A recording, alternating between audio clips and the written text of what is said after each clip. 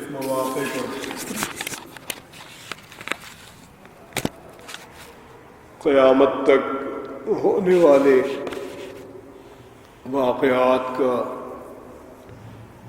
ذکر فرمایا، اور عمومی طور پر یہ ذکر اجمالی ہے اور باقاعدہ طور پہ مرتب نہیں ہے، یعنی تفصیلات اس کی اور اس کی ترتیب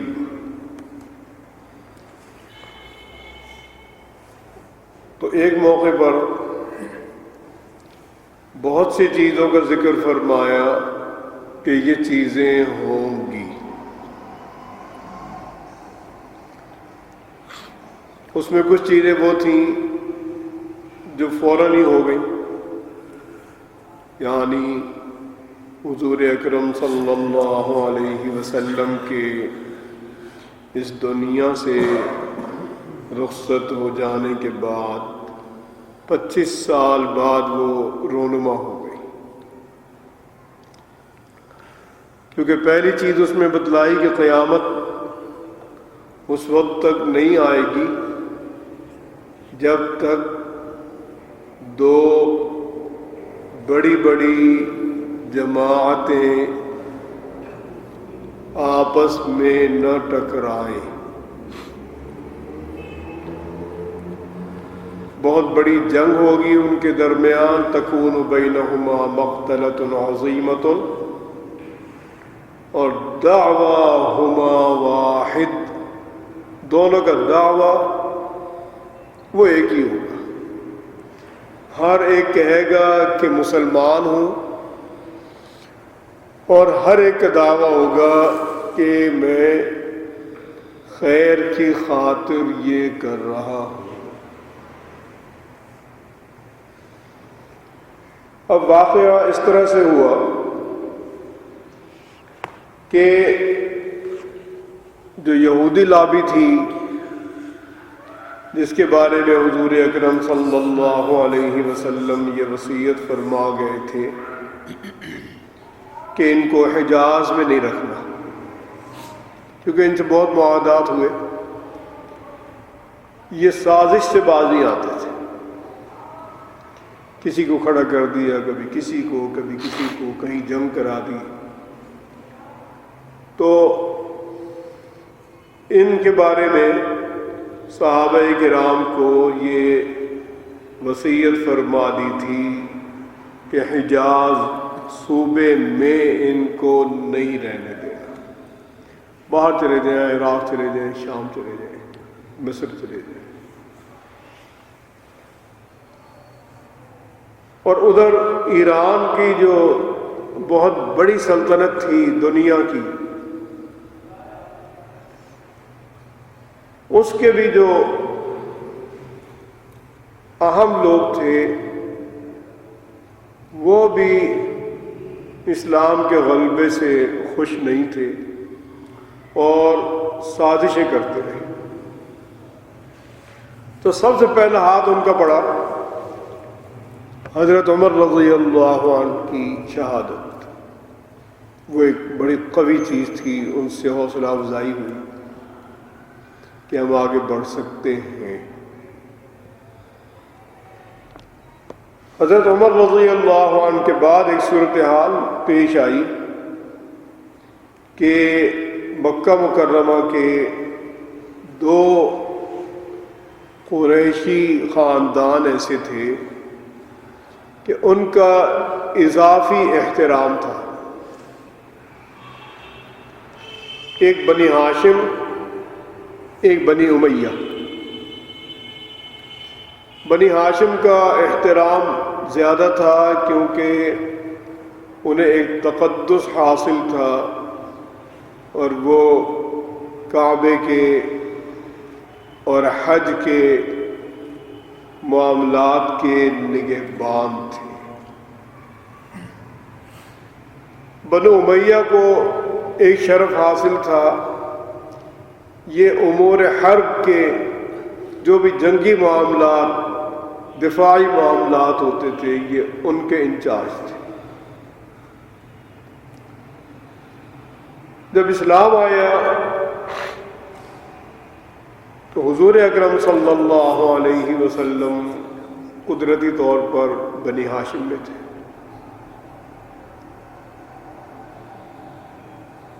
تو ایک ٹسل سی چل پڑی بنو امیہ میں،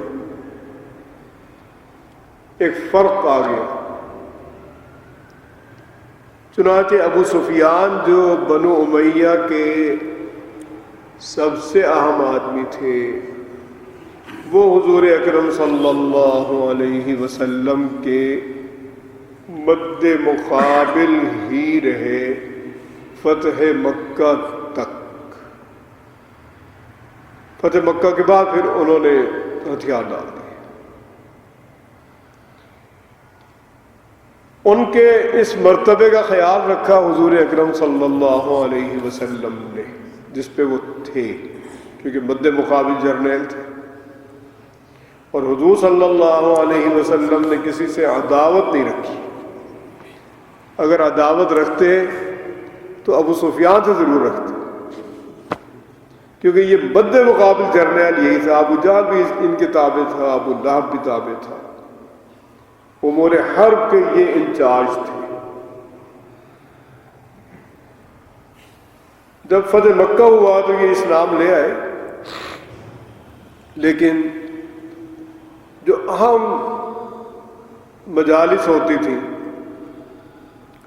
صحابہ کرام اس میں ان کو مشورے میں شامل نہیں ہونے دیتے تھے، یعنی ثانوی درجے میں رکھتے تھے، جیسے بدریین تھے، جیسے احد والے تھے جن لوگوں نے قربانی دی تھی۔ اس مناسبت سے انہی کو فوقیت دیتے تھے جو ایک سلسلہ چلا آ رہا تھا۔ خواجہ حضرت ابو سفیان بہت سمجھدار لوگوں میں تھے۔ یہ اور ان کی اولاد جب یہ رویہ دیکھتی تو حضرت ابو سفیان ان کو تسلی دیتے۔ وہ کہتے ہیں کہ جو تمہارا اسلام قبول کرنے میں جو تاخیر ہے یہ باعث بنی اب پیچھے رہنے کی، تو اب صبر کرو، وقت گزرنے کے ساتھ معاملات ہاتھ میں آ جائیں گے۔ اور یہ بات ان کی صحیح تھی۔ لیکن حضرت عمر رضی اللہ عنہ کی وفات کے بعد حضرت عثمان غنی آ گئے رضی اللہ عنہ۔ وہ عشرہ مبشرہ میں بھی ہیں، حضور اکرم صلی اللہ علیہ وسلم کے بہت قریبی ہیں، داماد ہیں، 2 صاحبزادیاں ان کے نکاح میں رہیں اور معصوم لوگوں میں تھے، لیکن خاندانی طور پر بنو امیہ میں تھے۔ قدرتی طور پر بنو امیہ اوپر آنے شروع ہو گئے۔ جو یہ لابی تھی مسلمانوں کے خلاف، یہودی لابی اور جمع ایرانی سلطنت کے بقیہ ماندہ، انہوں نے اس صورتحال کو اجاگر بہت کیا۔ جہاں کوئی چھوٹی سی بات ہوتی کہ دیکھو جی وہ بھی بنو امیہ میں آ گئے، وہ بھی آ گئے، وہ بھی آ گئے، وہ ایک بے چینی چل پڑی۔ کچھ چیزیں ایسی ہوئیں جو حضرت عثمان غنی رضی اللہ عنہ کی نرم مزاجی تھی۔ جیسے فیصلہ فرماتے پھر کوئی دوسرا فریق آ گیا، کوئی منت سماجت کی، اصرار کیا، بدل دیتے تھے۔ ایک یہ ہو گیا کہ ان کے چچا تھے حکم، حضور اکرم صلی اللہ علیہ وسلم نے ان کو جلا وطن فرما دیا تھا۔ ان میں ایک عادت تھی کہ وہ نقل اتارتے تھے۔ ایک دفعہ وہ حضور اکرم صلی اللہ علیہ وسلم کی نقل اتار رہے تھے جو جناب نے دیکھ لیا۔ اس وقت تکلیف ہوئی اور فرمایا کہ ان کو مدینہ منورہ سے ہٹا دو، مطلب ہے سامنے آئیں گے پھر یہ بات ہوگی، یا رہیں گے پھر کوئی چیز ہوگی، تو ان کو باہر جگہ دے دیں۔ حضرت حکم نے جلا وطنی کے بعد کچھ وقت کے بعد حضور اکرم صلی اللہ علیہ وسلم کی وفات ہو گئی، تو حضرت ابو بکر رضی اللہ عنہ کا دور آیا، ان کو انہوں نے خط لکھا یا پیغام بھیجا کہ مجھے آپ معاف فرما دیں اور مدینہ منورہ آنے دیں۔ انہوں نے کہا کہ میں ہرگز اجازت نہیں دوں گا۔ حضرت عمر رضی اللہ عنہ کا دور آیا، انہوں نے پھر پیغام بھیجا، انہوں نے کہا کہ میں اجازت نہیں دوں گا۔ حضرت عثمان غنی ان کے سگے بھتیجے تھے، ان پہ انہوں نے زور ڈالا، انہوں نے اجازت دے دی،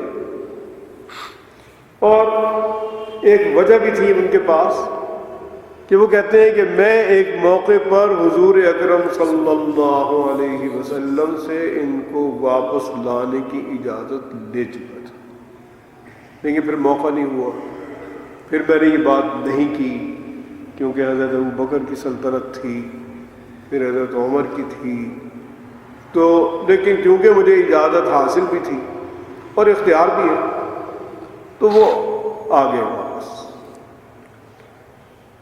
اس وقت ان کا بیٹا جوان ہو چکا تھا، مروان بن حکم، یہ بہت تیز طبیعت آدمی تھا۔ مدینہ منورہ آنے کے بعد حضرت حکم نے حضرت سیدنا عثمان غنی رضی اللہ عنہ کی صاحبزادی کا رشتہ مانگا اور اپنے بیٹے مروان سے شادی کر لی۔ تو مروان کی رسائی براہ راست گھر میں ہو گئی اور زیادہ قریب ہو گئے، تو وہاں پر یہ کوئی نہ کوئی شرارت کر دیتا تھا، جس سے یہ مسئلہ مزید پھر آگے بڑھتا تھا، کیونکہ بڑا کام خراب ہو گیا۔ آخری چیز یہ پیش آئی کہ کسی معاملے میں اس ایک معاملے کا حل، اس میں پورا وہ واقعہ میرے ذہن میں نہیں ہے، لیکن ایک موقع پر حضرت عثمان غنی رضی اللہ عنہ نے محمد ابن ابی بکر، سیدنا ابو بکر رضی اللہ عنہ کے صاحبزادے محمد ابن ابی بکر کو مصر کا گورنر مقرر کر دیا۔ معاملات تھم گئے، کنٹرول میں آ گئے، اہم معاملہ تھا، حل ہو گیا۔ یہ جب مصر کے لیے روانہ ہوئے تو ابھی آدھے راستے پہنچے تھے تو پیچھے سے ایک اور آرڈر آ گیا، جس میں ان کو اطلاع دی گئی کہ آپ فوراً واپس آئیں، آپ کا گورنری کا آرڈر کینسل ہو چکا۔ وہ واپس آ گئے، لیکن اس واقعے کا اثر بہت برا پڑا اور اس سے پورا فائدہ اٹھایا انہی قوتوں نے جو اندر خانے کار فرما تھیں، چھپی ہوئی تھیں، سازشی تھی۔ کیونکہ مورخین نے لکھا ہے کہ کوفہ کسی کے قابو نہیں آیا، حضرت عمر جیسے آدمی کے بھی کنٹرول میں نہیں آیا۔ حضرت عمر فرماتے تھے کہ کوفے کے مسئلے نے مجھے بے چین کر دیا۔ اس کی وجہ لکھی ہے کہ کوفے میں 12,000 افراد آباد تھے جو ایران کی شاہی فورس میں خصوصی لوگ تھے، تو وہ ایجنسیاں سمجھ لیں، ایجنسیوں کے سربراہان اور اہم لوگ، وہ خوب جانتے تھے کہ کیسے، کہاں پہ کس کو ورغلانا، کس بات کو ابھارنا، کس کو مدھم کرنا۔ وہ قوتیں سرگرم ہوئیں ان باتوں کا فائدہ ہوا ان لوگوں کو، اور انہوں نے حضرت عثمان غنی رضی اللہ عنہ کے خلاف ایک محاذ بنایا اس طرح کہ ہر قبیلے کے لوگوں کو اس میں لے لیا، 2 4 4 6 6 ہر آبادی میں سے انہوں نے ہر قبیلے کے لوگوں کو، اور احتجاج کرنے کے لیے مدینہ منورہ آ گئے۔ بظاہر وہ احتجاج تھا اور سب لوگ اہل مدینہ بھی مطمئن تھے کہ احتجاجی ہیں، کچھ ہلہ گلہ کریں گے، شور کریں گے، نعرے لگائیں گے، چلے جائیں، کھانا پینا ختم ہوگا، واپس چلے جائیں۔ یہ کسی کے ذہن میں نہیں تھا کہ یہ شہادت ہو جائے گی، لیکن ہوا ایسے کہ ان لوگوں نے بڑے بڑے لوگوں کو ساتھ ملا لیا، جن میں محمد ابن ابی بکر بھی تھے رضی اللہ عنہ۔ جس دن شہادت ہونی تھی اس دن محمد ابن ابی بکر بھی ان لوگوں میں گئے جنہوں نے انہیں شہید کیا، لیکن حضرت عثمان غنی رضی اللہ عنہ نے ان کو مخاطب کر کے فرمایا کہ اگر تمہارے والد زندہ ہوتے تو تمہارے اس عمل کو پسند نہ کرتے، تو وہ واپس آ گئے۔ یہ جملہ سن کر بعد 5 افراد آئے، انہوں نے ان کو شہید کیا۔ نائلہ ان کی اہلیہ کا نام تھا، یہ پہلے عیسائی تھیں، جب نکاح ہوا پھر یہ اسلام لے آئی تھی، یہ بڑی وفادار بیوی تھی۔ یہ ان کے جسم پہ لیٹ گئی تو جسم پہ ضرب نہیں لگا سکی، ضرب انہوں نے ماتھے پر لگائی۔ تو اس کے بعد یہ لوگ چلے گئے، بلوہ ختم ہو گیا، بھاگ گئے۔ حضرت علی کرم اللہ وجہہ کے پاس تمام بدریین گئے اور ان سے کہا کہ اب آپ خلافت سنبھال لیں۔ وہ اس وقت اس پہ رضامند نہیں تھے، لیکن سب کا متفقہ فیصلہ تھا، اور حضرت علی کرم اللہ وجہہ خلیفہ بن گئے۔ ابھی خلافت سنبھالی تھی تو کئی علاقوں کے گورنروں نے کہا کہ ہم آپ کی بیعت نہیں کریں گے۔ یہ بڑا اہم مسئلہ تھا، اسلام میں پہلے اس کا تصور ہی نہیں تھا کہ گورنر کہے کہ میں بیعت نہیں کروں گا، اور وہ لوگ بھی مضبوط اور اہم تھے جنہوں نے کہا کہ ہم بیعت نہیں کریں گے۔ حضرت عمرو بن عاص تھے اور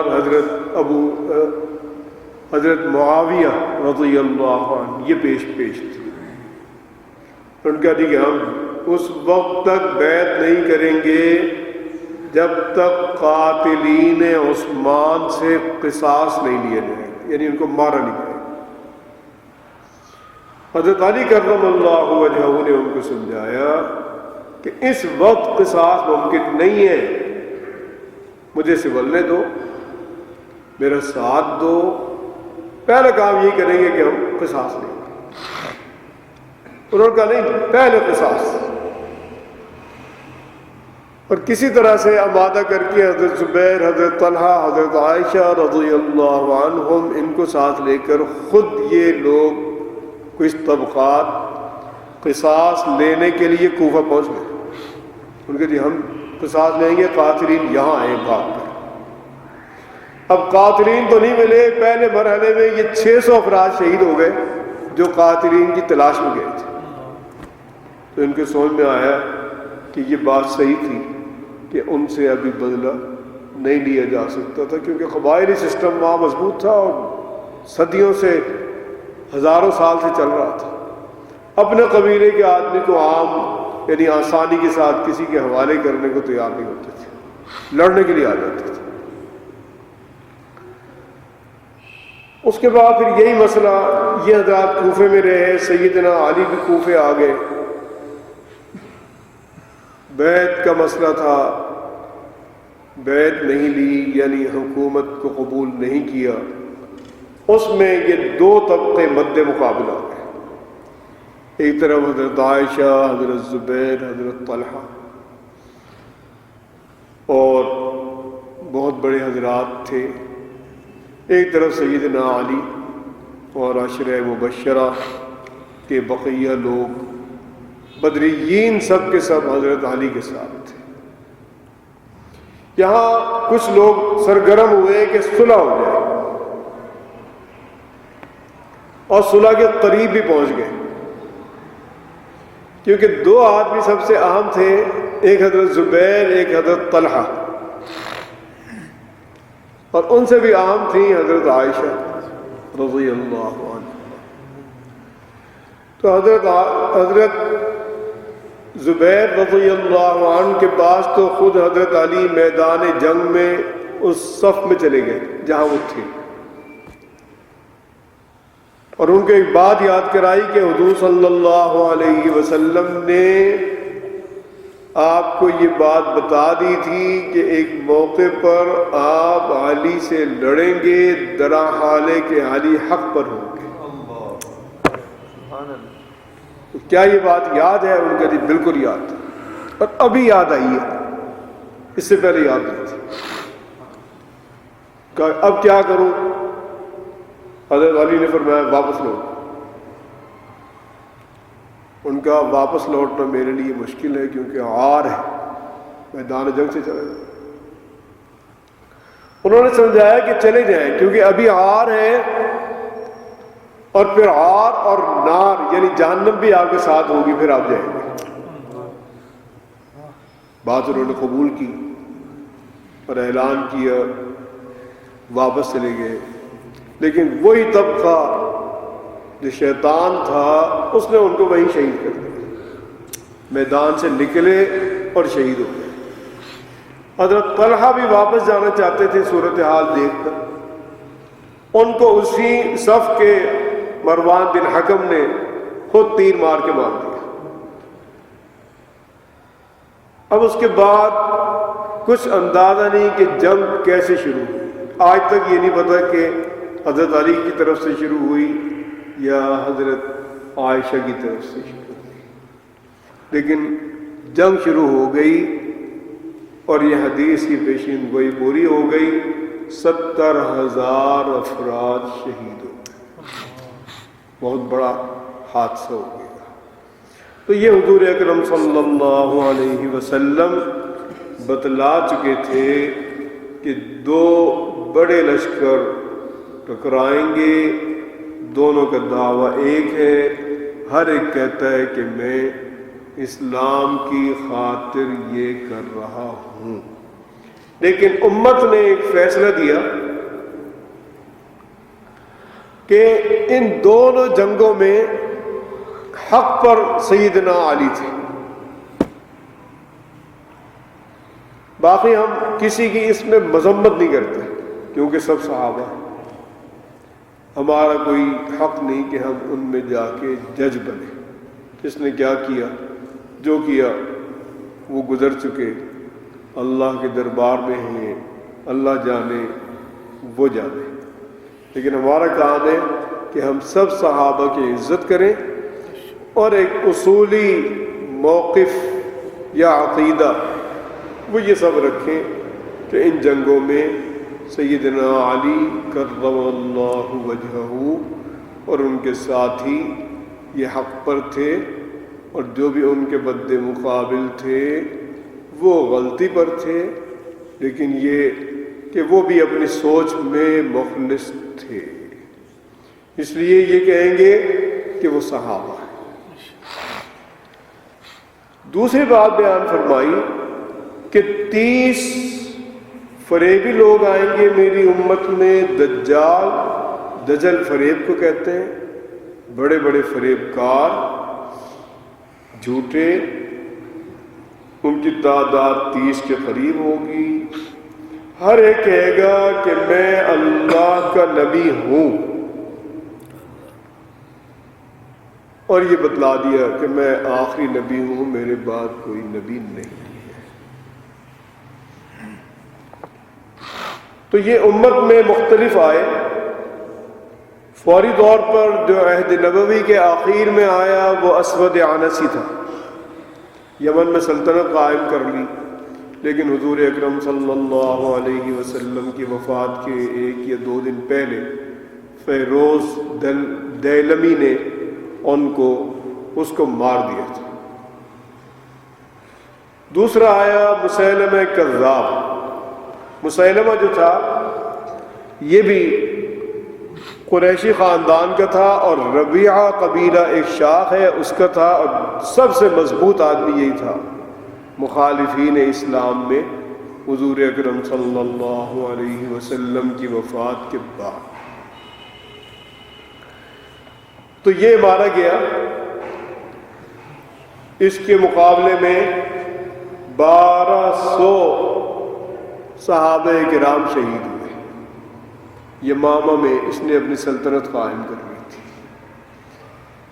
یمامہ میں مولانا حسن صاحب دامت برکاتہم وہ بتلا رہے تھے کہ ایک تعمیر میں ان کی قبریں کھلی ہیں انہی یمامہ کے شہداء میں سے، اور وہ اتنی تر و تازہ تھیں کہ ان کی آنکھوں کا پانی بھی موجود تھا. سبحان اللہ. تو وہ ان لوگوں نے قربانی دی اور مسیلمہ کو ختم کیا. باقی مختلف ادوار میں آتے رہے لیکن چلا کوئی نہیں، کیونکہ مسلمانوں نے، مسلم سلطنتوں نے ان سے سمجھوتا نہیں کیا. یہ جہاں آئے مار دیے گئے. بطور مذاق بھی تھے، بطور لطیفے کے ایک واقعہ ہے کہ ایک دفعہ ایک آدمی نے دعویٰ کیا کہ میں موسیٰ ہوں. وہ معاملہ بڑھا تو بادشاہ نے اس کو اپنے وہاں بلا لیا. مامون کی سلطنت تھی، مامون الرشید، ہارون الرشید کے بیٹے کی. اس نے کہا تو موسیٰ ہے تو معجزہ دکھا. کہاں ہے تمہاری عصا؟ پھینکو اور اس کو سانپ بناؤ اور معجزات دکھاؤ. اس نے کہا کہ میں معجزات اس وقت دکھاؤں گا جب کوئی کہے گا کہ میں اللہ ہوں. تم فرعون ہونے کا دعویٰ کرو، میں معجزہ دکھاؤں گا. وہ تو معجزہ انہوں نے دکھایا تھا فرعون کے مقابلے میں. ابھی میرا مقابلہ کوئی نہیں. جب کوئی خدائی کے دعویٰ کرے گا میں معجزہ دکھاؤں گا. بادشاہ کہتا ہے کہ میں لاجواب ہو گیا. ہاں، یہ مامون الرشید بہت دلچسپ آدمی تھا. یہ کہتا ہے 3 جگہ میں لاجواب ہو گیا.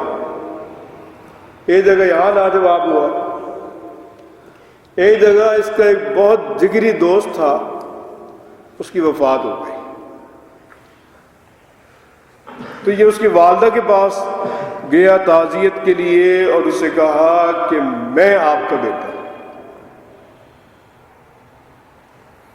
آپ نے اس کو یاد نہیں کرنا.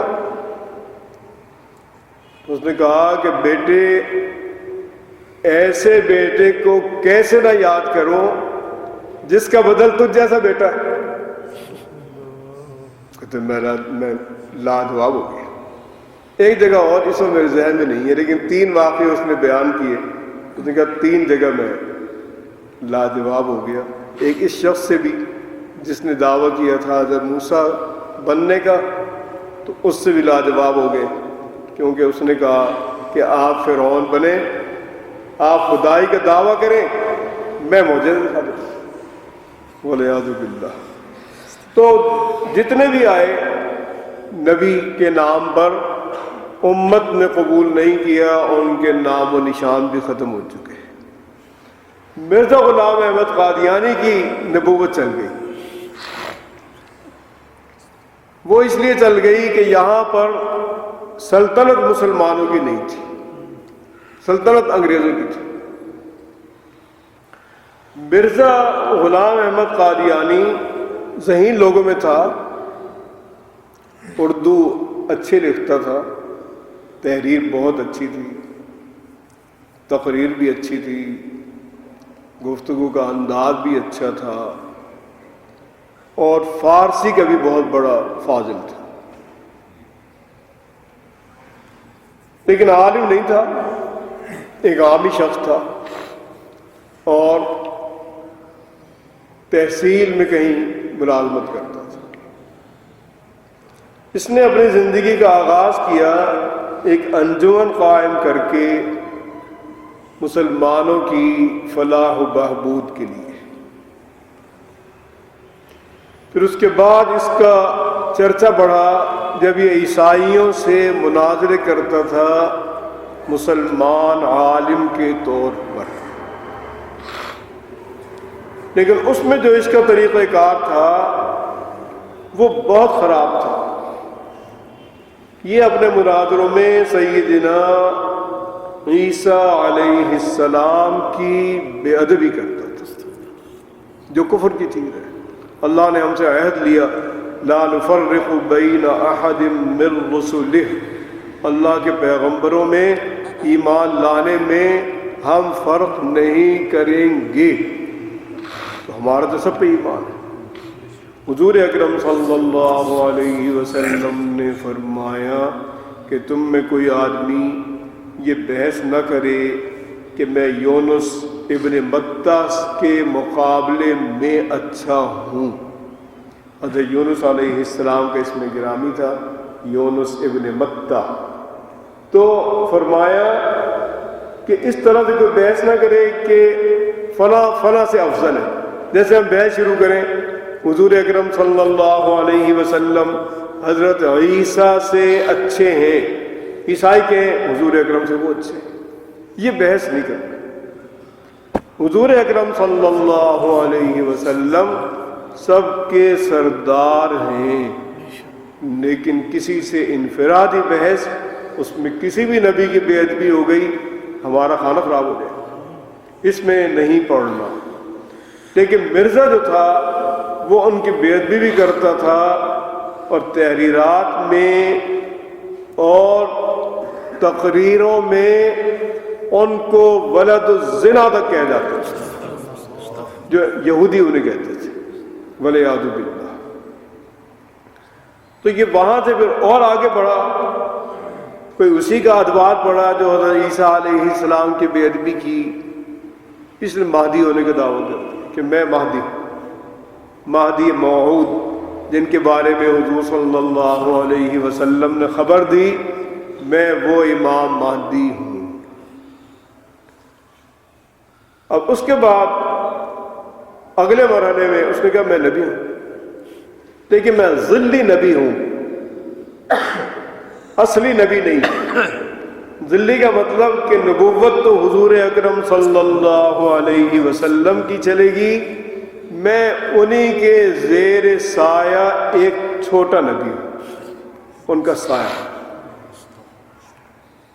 اس سے آگے اس نے کہا کہ میں مستقل نبی۔ آخری عمر میں اس کی جماعت کا شخص تھا جو اس کو نبی مانتا تھا، اس کی بیٹیوں کی شادیاں نہیں ہو رہی تھی، کیونکہ مرزا نے پابندی لگا دی تھی کہ قادیانی صرف قادیانیوں میں شادی کرے۔ تو اس نے مرزا کو لکھا کہ میری بچیاں جوان ہیں، عمریں گزر رہی ہیں، میں بڑا پریشان ہوں، جو رشتے آ رہے ہیں مسلمانوں میں سے آ رہے ہیں، آپ کی ممانعت ہے تو آپ مجھے اجازت دے دیں۔ مرزا نے لکھا کہ جو آدمی کسی پیغمبر کا منکر ہے وہ کافر ہے، تو میں نبی ہوں، جب میرا منکر ہے تو وہ کافر ہے، کافروں میں شادی کی اجازت نہیں دوں گا۔ چنانچہ اس نے نافرمانی کر کے بچیوں کی شادیاں کر دیں مسلمانوں میں، انہوں نے اس کو اپنی جماعت سے خارج کر دیا، اور بعد میں مرزا کی اولاد نے بھی اس کو قبول نہیں کیا۔ تو مرزا کے مختلف دور ہیں، اور سوچ اس کی ایک اچھی سوچ نہیں ہے۔ اگر بالکل غیر جانبدار ہو جائیں اور اس کی سوانح پہ غور کریں تو وہ اچھے انسان کی سوانح بھی نہیں ہے، کیونکہ انبیاء کرام تو سب سے ماورا ہے نا، وہاں تک تو انسان کی سوچ پہنچ ہی نہیں سکتی۔ اب یہ غور کریں، حضرت ابو سفیان مد مقابل رہے 23 سال میں سے 22 سال 21 سال، لیکن جب ایمان لائے، ایمان بھی قبول کر لیا، اعزاز بھی دیا کہ جو آدمی ابو سفیان کے گھر پناہ لے لے اس کو پناہ، اعزاز بھی دے دیا۔ اور جو اموال آئے جو تالیف قلب کے لیے دیے گئے، اس میں ابو سفیان کو سب سے بڑا حصہ دے دیا۔ تو یہ جو فیاضی ہے یہ عقل سے ماورا چیز ہے، بہت اوپر کی چیز ہے۔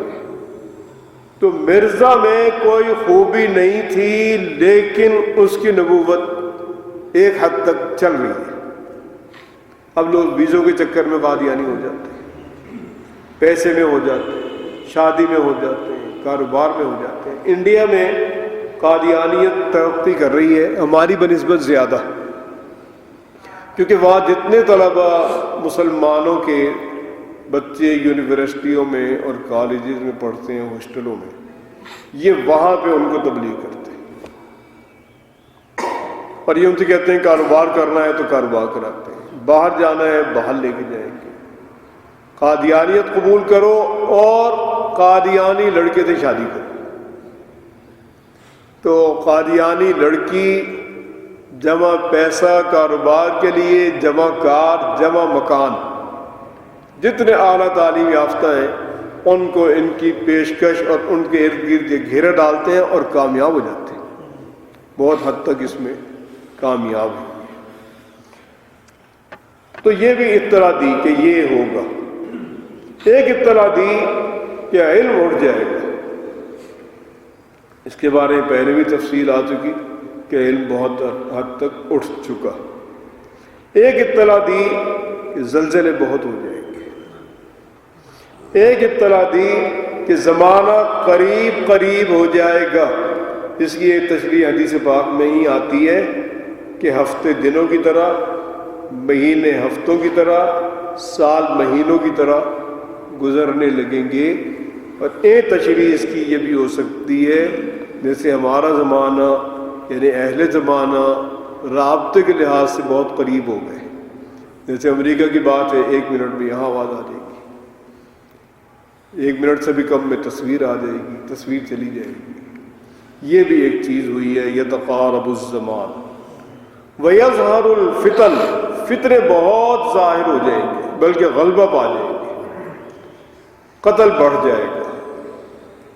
ایک دورانیہ ایسا بھی آئے گا کہ مال تمہارے پاس بہت بڑھ جائے گا، اتنا مال بڑھ جائے گا کہ مالدار کے لیے ایک سوچ کی چیز بن جائے گی کہ صدقہ کس کو دے، اور جب وہ کسی کو دے گا سوچ سمجھ کر تو وہ کہے گا مجھے ضرورت ہے نہیں۔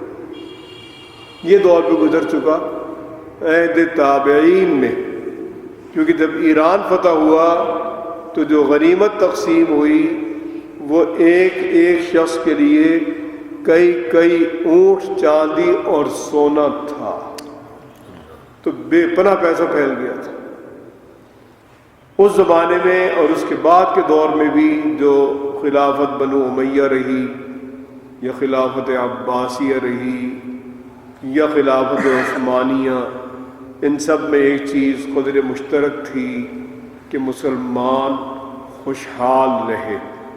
خلافت عثمانیہ کے آخری 200 برس اس طرح کے ہیں کہ ان کے ارد گرد عیسائی اقوام اپنا گھیرا ڈال چکی تھی، اس لحاظ سے یہ لوگ بہت پیچھے چلے گئے تھے۔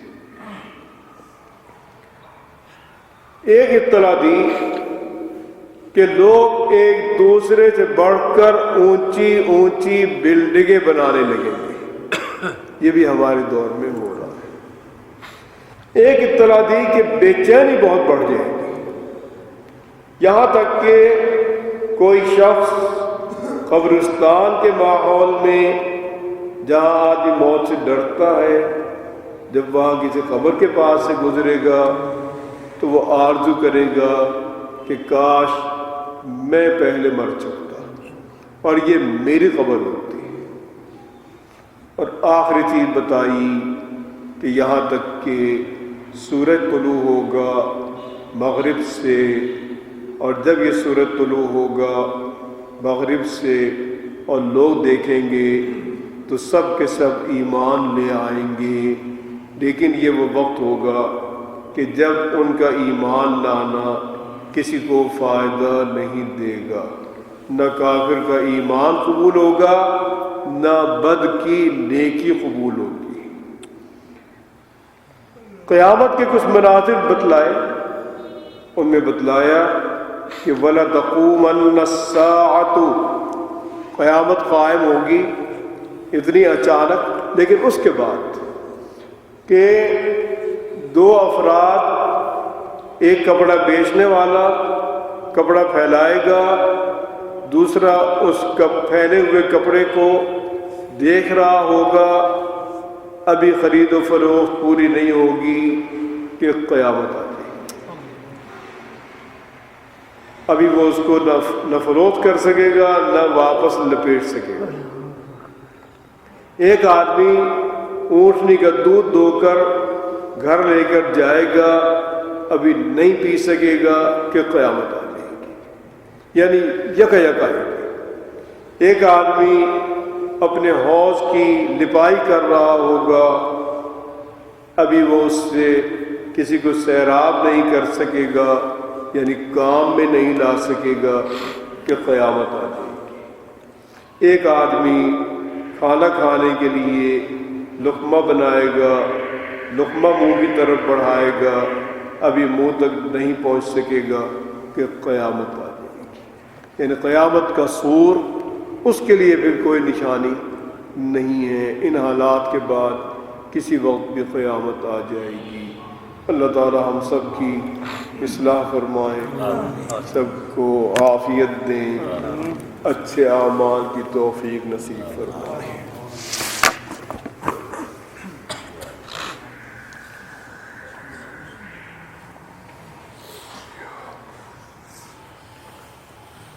اللهم إنا نعوذ بك من غضبك وبرضاك من سخطك وبمعافاتك من عقوبتك، ونعوذ بك منك لا نحصي ثناء عليك أنت كما أثنيت على نفسك۔ اللهم صل على سيدنا ومولانا محمد وآله وصحبه وبارك وسلم كما تحب وترضى عدد ما تحب وترضى۔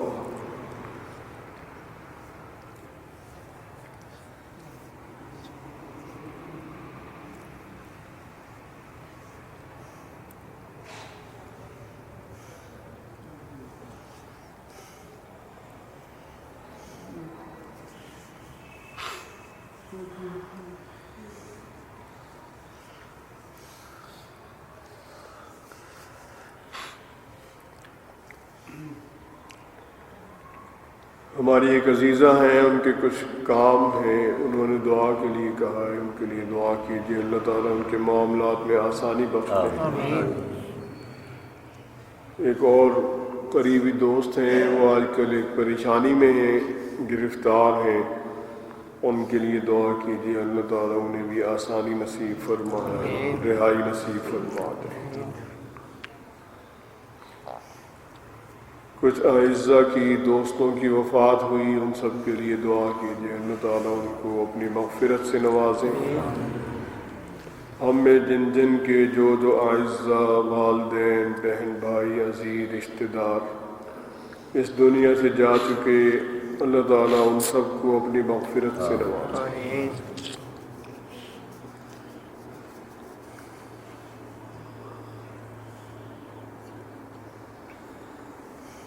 اللہ تعالی ہم سب کی دعائیں قبول فرمائے، ہم سب کی مشکلات کو آسان فرمائے، جو الجھنے ہیں پریشانیاں ہیں ان کو اپنے فضل سے حل فرما دے۔ جن جن بھائیوں نے بہنوں نے دعا کے لیے کہا ہے ان سب کے لیے دعا کیجیے، اللہ تعالیٰ ان سب کی تمام دعائیں قبول فرمائے۔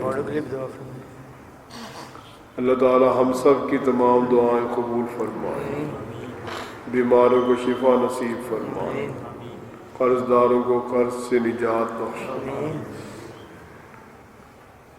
اللہ تعالیٰ ہم سب کو اپنی مغفرت سے نوازے، خاتمہ ایمان پر نصیب فرمائے، اور آخرت میں آقائے نامدار حضرت محمد صلی اللہ علیہ وسلم کا ساتھ نصیب فرمائے۔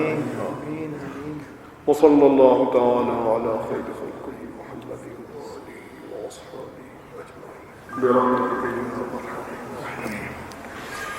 بسم اللہ الرحمن الرحیم۔